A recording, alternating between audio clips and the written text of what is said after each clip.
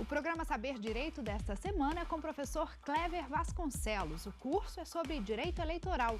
Tem dúvidas sobre o assunto? Mande um e-mail para nós, saberdireito@stf.jus.br. Você também pode estudar pela internet. É só acessar o site www.tvjustiça.jus.br. Olá, meus amigos, mais uma vez aqui na nossa derradeira e quinta aula sobre direitos políticos e eleições, sobre o tema direito eleitoral. Mais uma vez, meu nome é Clever Vasconcelos, promotor de justiça no estado de São Paulo, professor de direito constitucional e de direito eleitoral. Tive a oportunidade de fazer mestrado e doutorado na Pontifícia Universidade Católica de São Paulo e estou com vocês aqui na TV Justiça, nesse ambiente maravilhoso, nessa casa maravilhosa, com os colegas, falando sobre eleições. E a nossa quinta aula é uma aula, evidentemente, objetivamente, que trata do tema eleições. E quando nós falamos de eleições em todos os setores. No setor da União, no setor do DF, no setor dos estados e no setor municipal. Dentro do esquema federativo, nós temos regras comuns ou regras próprias, dependendo de cada caso da eleição, seja ela majoritária ou seja ela proporcional. Antes de mais nada, como é que funciona esse esquema de eleições? Olha, nós temos duas espécies de sistema eleitoral. Nós temos o sistema eleitoral majoritário, que é aquele que é considerado eleito o candidato que obtém o maior número de votos. Sistema majoritário. E de outro lado, nós temos aqui o sistema proporcional. O sistema proporcional é aquele sistema que nem sempre aquele mais votado obtém um resultado positivo na eleição a ponto de ser considerado eleito. Por quê? Porque se leva em conta aí um sistema ideológico partidário, que a gente vai conversar, que é o quociente eleitoral, que é o quociente partidário. Então, objetivamente, são dois critérios de eleição: o sistema majoritário e o sistema proporcional. Veja bem, em relação ao sistema majoritário, quais são os cargos eletivos que se submetem a esse tipo de regra? Os cargos eletivos que se submetem ao sistema majoritário são os cargos inerentes ao poder executivo. Portanto, presidente e vice-presidente, governador e vice-governador, seja dos estados ou do DF, e prefeito e vice-prefeito. Lembrando sempre que as chapas do executivo são chapas unificadas.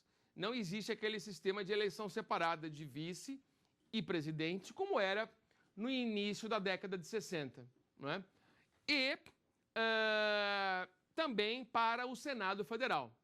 O sistema de eleição majoritária é aplicado ao Senado Federal, onde o senador é eleito junto com dois suplentes. Existe a necessidade do elenco de dois suplentes na chapa do senador, perfeito? E diga-se de passagem, em matéria de propaganda eleitoral, os suplentes e os vices devem ter pelo menos 10% no mínimo de espaço na propaganda eleitoral, perfeito? Sob pena de irregularidade desse tipo de propaganda. Mas hoje a aula não é sobre propaganda eleitoral, a aula é sobre sistemas eleitorais. E o sistema em análise hoje é o sistema majoritário. Você está com papel e caneta na mão? Você está aí com o seu computador ligado? Então vamos estabelecer no seu caderno ou no seu computador os indicadores constitucionais que dizem respeito à eleição majoritária? Vamos lá? Anote aí no seu caderno, por favor, ou no seu computador. Anote aí. Eleição para presidente da República. Eleição para presidente e vice. Artigo 77, parágrafo 2º da Constituição. Anotou? 77, parágrafo 2º da Constituição. Eleição para governador e vice-governador. seja do Estado ou do Distrito Federal. Coloque aí, artigo 28, também da Constituição, e artigo 32, parágrafo 2º. Artigo 28 e artigo 32, parágrafo 2º. Esse último que diz respeito à eleição no DF. E depois, a eleição de prefeito e de vice-prefeito, que está disposta no artigo 29, inciso 1 e inciso 2 da Constituição Federal.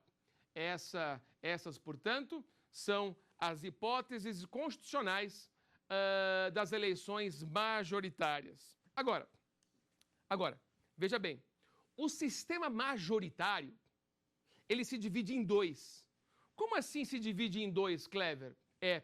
Porque é o seguinte, nós temos o denominado majoritário por maioria absoluta. Majoritário por maioria absoluta ou seja, para que o candidato e seu vice sejam considerados eleitos, eles devem obrigatoriamente obter metade mais um do número de votos válidos naquela eleição. Presta atenção aqui. Eu falei votos válidos. O que quer dizer isso? Voto branco e voto nulo não é voto válido. Lembra das aulas anteriores? O artigo 77, parágrafo 2º da Constituição, fala que voto branco e nulo são inválidos. Mas, Clever, então se eu votar branco, eu votar nulo, eu vou estar ajudando algum candidato? É lógico que vai. Você vai estar ajudando aquele que vai obter o maior número de votos. Por isso que eu digo, é importante a participação do eleitor no jogo político. Vote bem e acerte o seu candidato. Pesquise e faça um voto consciente, como fala as campanhas reiteradas do nosso querido Tribunal Superior Eleitoral. Então vamos lá. Sistema majoritário por maioria absoluta. Será considerado eleito todo aquele que obtiver a maioria absoluta dos votos, desde que na circunscrição eleitoral que pertença ao candidato ou os candidatos, exista um número superior a 200.000 eleitores. 200.000, eu falei eleitores ou falei habitantes? Eu falei eleitores. Cuidado numa prova teste. Não é habitantes, são eleitores. Mais de 200.000 eleitores. 200.000 eleitores, o número cravadinho. Tem eleição por maioria absoluta? Não. Se tiver 200.000 eleitores, número cravado 200.000, aquele que obtiver o maior número de votos está eleito. Ainda que a diferença seja de um voto. Eu falei mais de 200.000 eleitores. Portanto, 200.001 eleitores. Aquele que obtiver maioria absoluta numa circunscrição eleitoral com mais de 200.000 eleitores é considerado eleito. E se ele não conseguir esse número no primeiro turno, no primeiro domingo de outubro, que é a data marcada para as eleições, há que se fazer aí um segundo turno.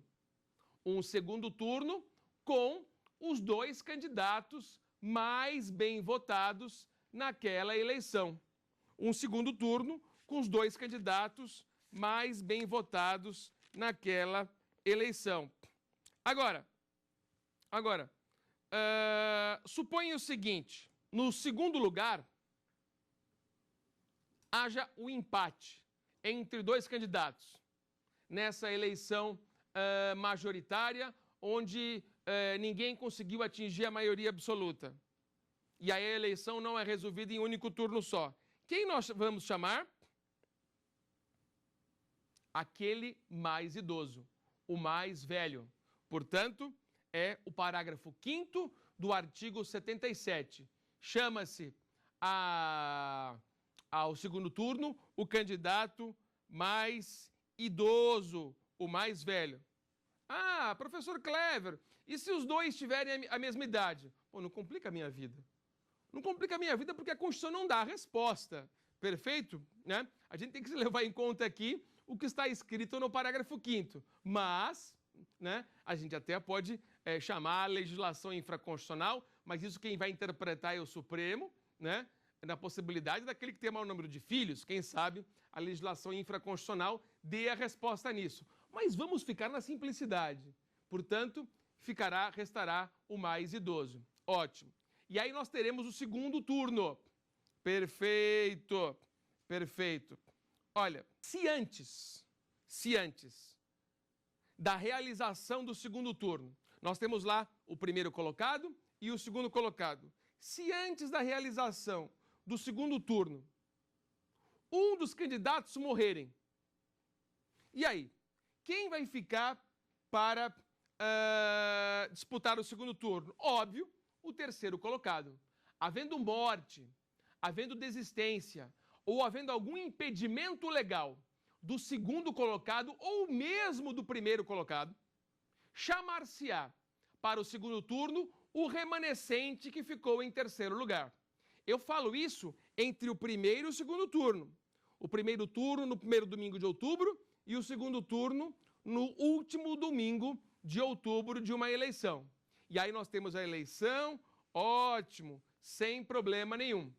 E aí temos o vencedor, porque obviamente, como restarão dois candidatos, um terá que obter invariavelmente a maioria absoluta de votos, desprezando-se mais uma vez os votos em branco e os votos nulos. Perfeito? Ótimo. Agora, esse sujeito que foi eleito presidente da República, ótimo, está eleito, bacana, vai ser diplomado, receberá o diploma de confirmação da sua eleição pelo Tribunal Superior Eleitoral, sem problema nenhum.